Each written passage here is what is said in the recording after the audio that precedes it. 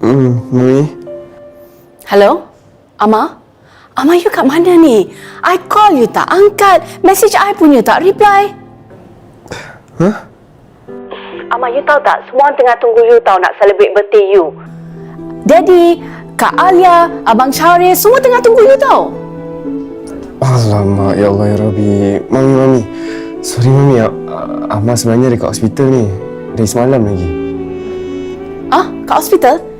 Ama, you sakit ke apa ni? Kenapa you tak cakap Mami? Tak ada apa-apa lah Mami. Tak apa, nanti Amar kau balik Bye. Deja, you okay? Yeah, it's okay, I'm okay.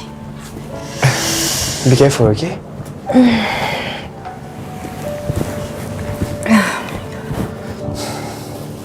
Makan sikit, okay? Come. Deja, awak nak kena makan. Kalau tak, awak punya badan tak ada energi. Nanti gastrik, alas perut, okay? Come. Mama, can you just put it there? I'll eat it later, okay? Saya penat sangat-sangat ni. And can you just go back home? Awak kat sini daripada semalam tau. Thank you. Okay. Kalau macam tu, saya balik dulu. Saya mandi, salin baju, then I'll be back in an hour, right? Deja? Hey, relax. Kau kalau kabut ni kenapa? Aku dah lambat lah. Aku punya dari tadi pukul 8. Dah setengah jam lewat ni, ha. Kau memang tak pernah tak lambat.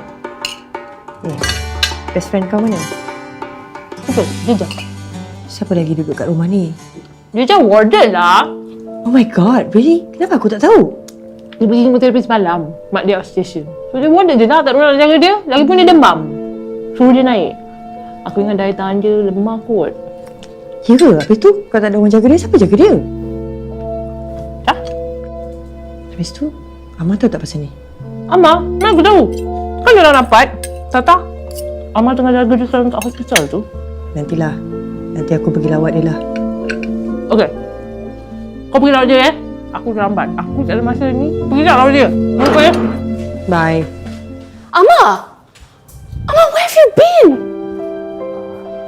Mami, Amar minta maaf ni. Kawan Amar warded. Habis family dia tak ada kat sini, jadi Amar teman dia. Okay, alright. At least you're okay. I just thought something bad happened to you, okay? Tak adalah. Ni Amar nak naik, nak mandi, salin baju, lepas tu Amar nak keluar balik, okay?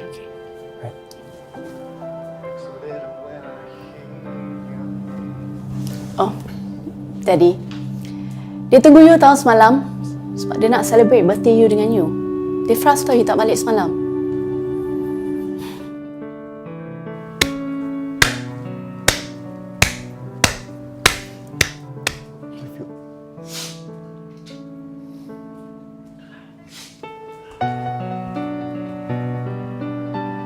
Puas hati.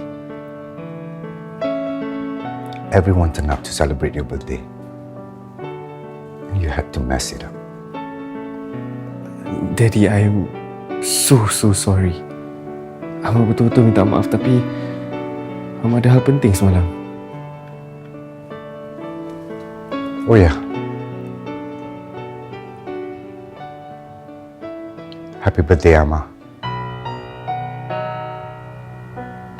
Daddy doakan yang Amar panjang umur dan diberikan kesihatan yang cukup baik.